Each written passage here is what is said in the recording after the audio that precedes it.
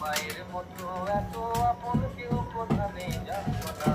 অকাল এসে পথ হারালো, গোলক ধাঁধায় পা বাড়ালো।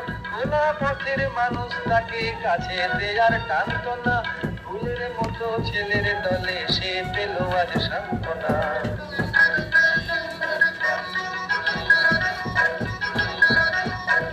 মায়ের কথা শোনালো বাঁচতে হবে, বড় হব আমরা তবে।